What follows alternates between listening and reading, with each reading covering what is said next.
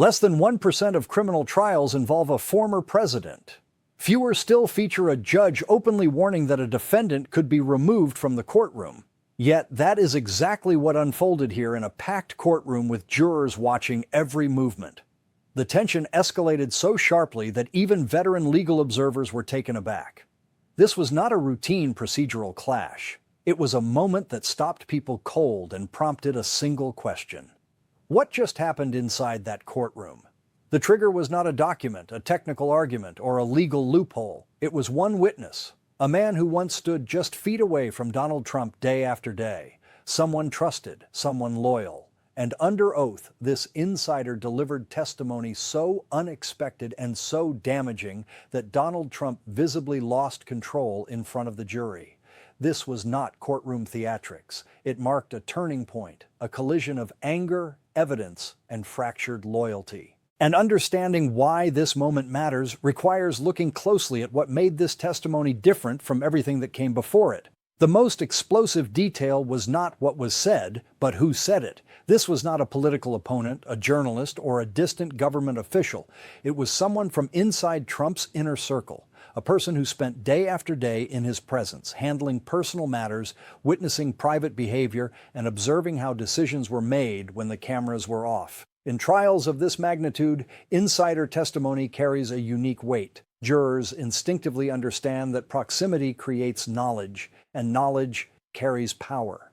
There is a fundamental difference between speculating about what happened and hearing from someone who was actually there. What amplifies the damage is the issue of loyalty. People close to powerful figures do not speak lightly. They often remain silent for years because coming forward carries real social, financial, and legal risks. So when someone who once benefited from trust suddenly takes the stand under oath, jurors ask a simple but critical question. Clears throat. Why?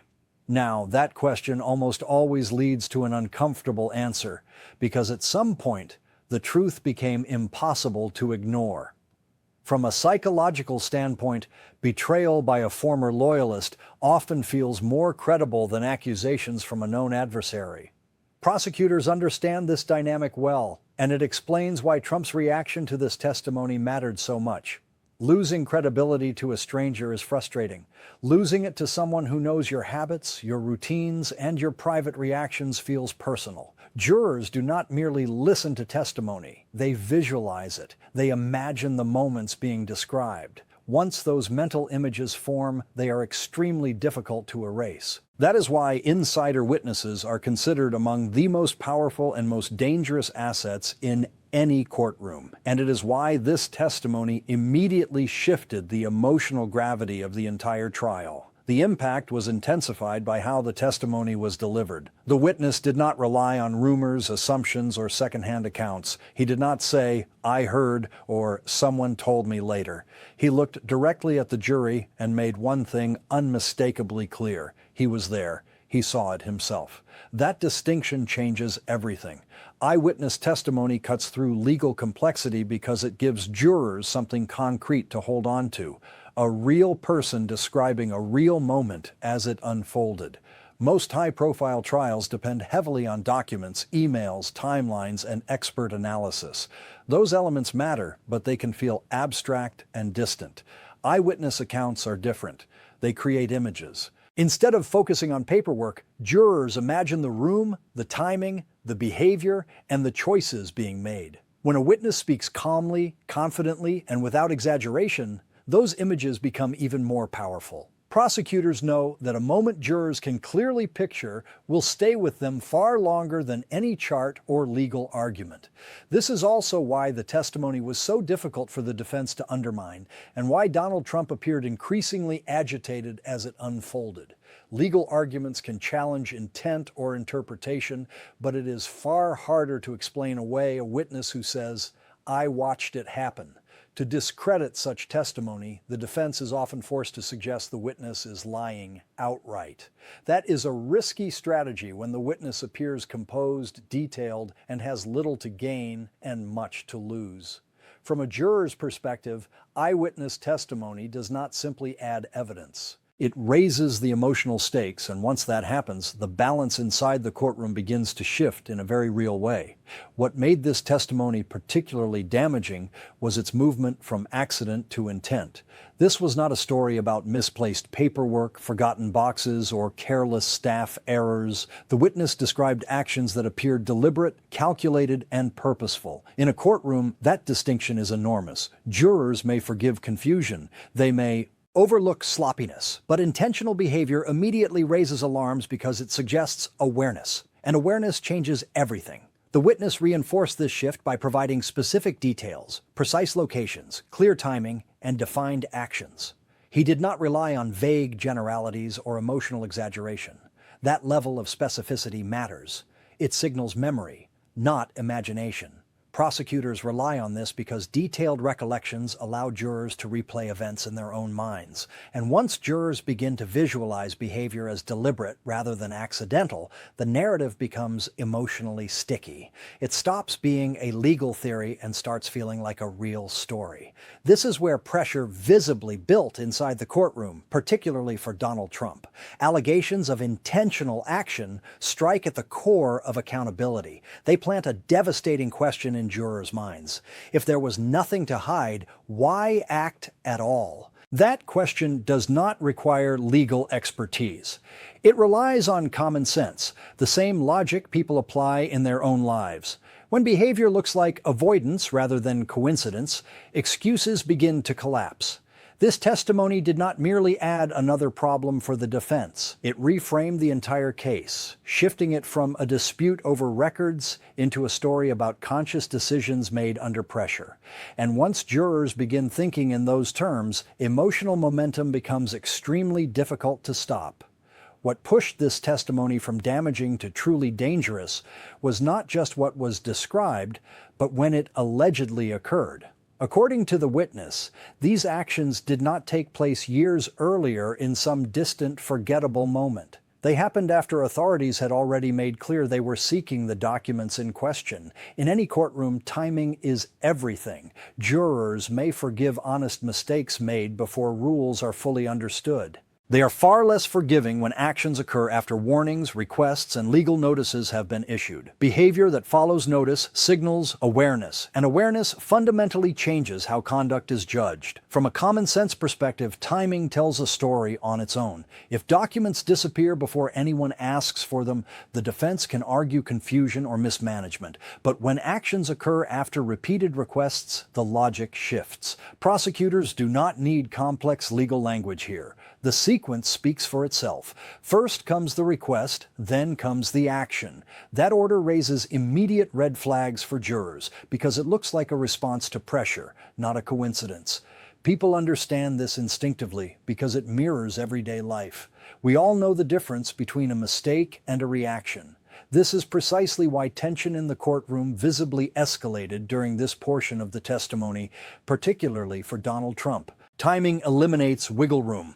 It forces the defense into uncomfortable explanations that sound increasingly forced rather than natural. Jurors began asking themselves a quiet but powerful question. Why act at that exact moment if nothing was wrong? That question does not require legal training to feel persuasive. Once jurors start viewing events through the lens of pressure and response, the case stops being about paperwork and becomes about choices made under threat. And when a trial reaches that point, momentum often shifts in a way that is extremely difficult to reverse.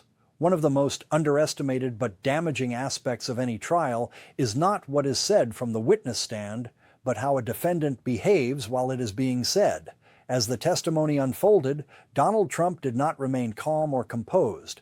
Instead, he reacted visibly, shaking his head, muttering, and growing increasingly agitated as each detail landed in front of the jury. In a courtroom, especially one with jurors present, that kind of behavior matters far more than many realize. Jurors are not only listening, but they are also constantly observing body language, tone, and emotional control.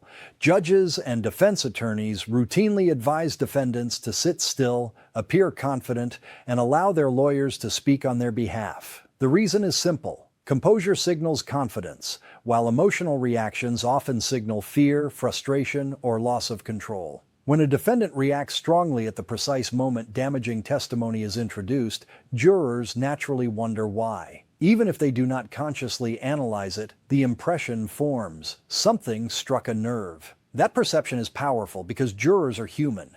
They interpret behavior the same way they would in real life. When someone becomes visibly upset when a particular topic arises, it feels personal. In this case, the reactions were not subtle. Reports indicate that Trump's behavior grew disruptive enough to draw attention from the judge. Never a positive development for the defense. Rather than undermining the witness, those reactions may have reinforced the testimony, making it feel more real and more threatening.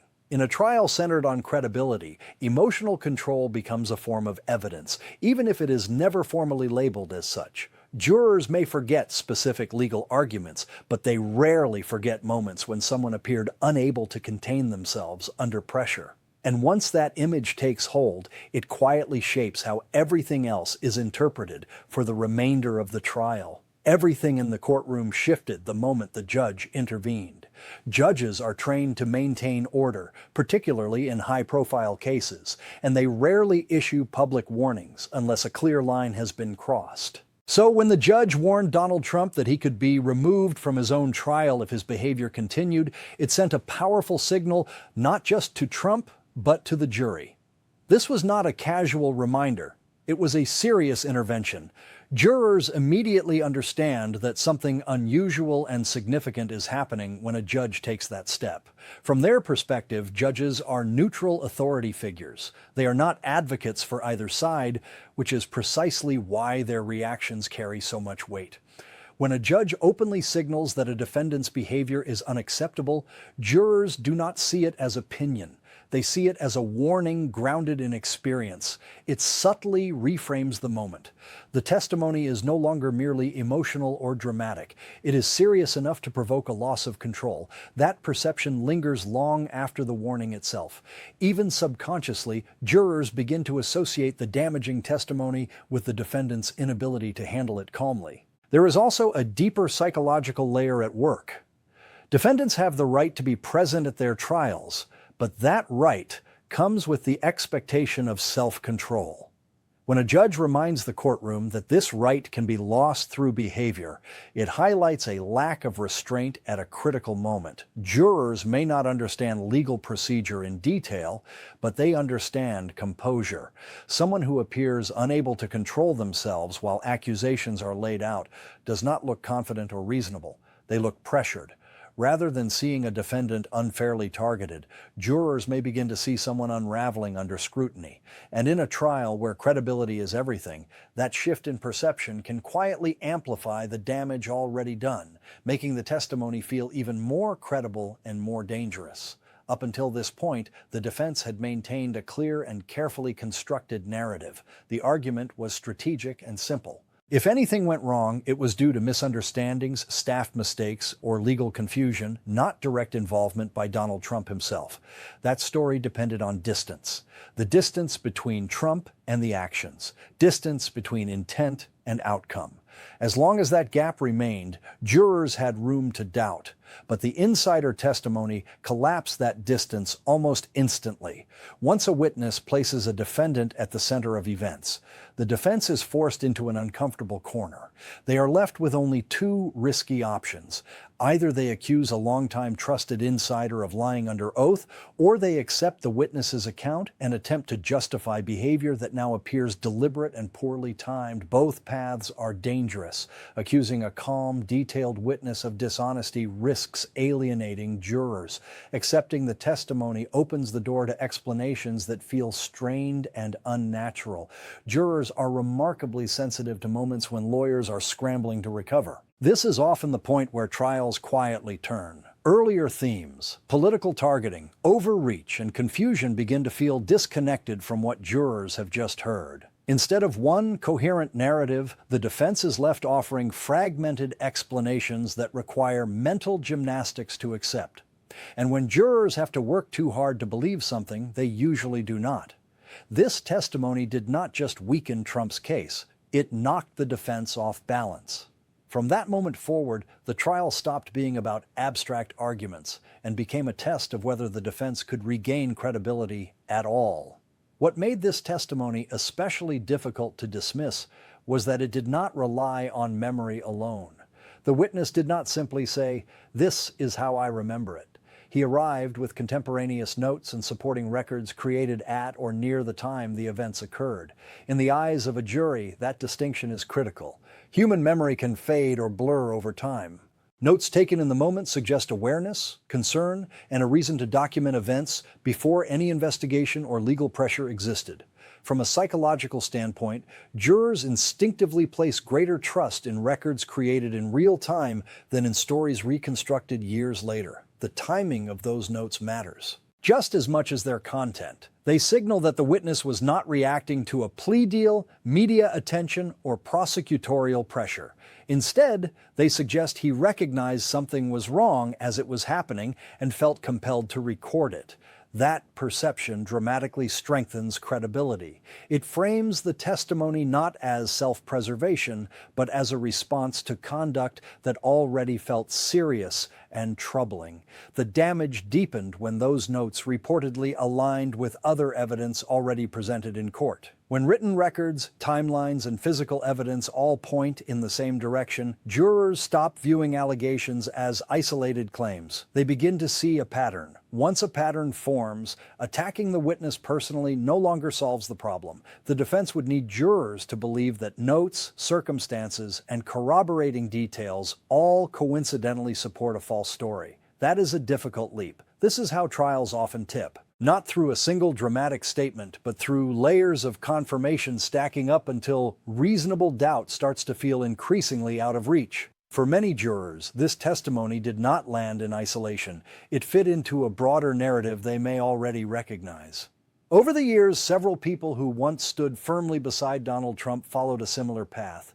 Intense loyalty at the start, public defense when pressure was low, and cooperation only when legal consequences became unavoidable. Jurors are naturally skeptical, but they are also pattern-driven. When they see the same storyline repeat, they begin asking why.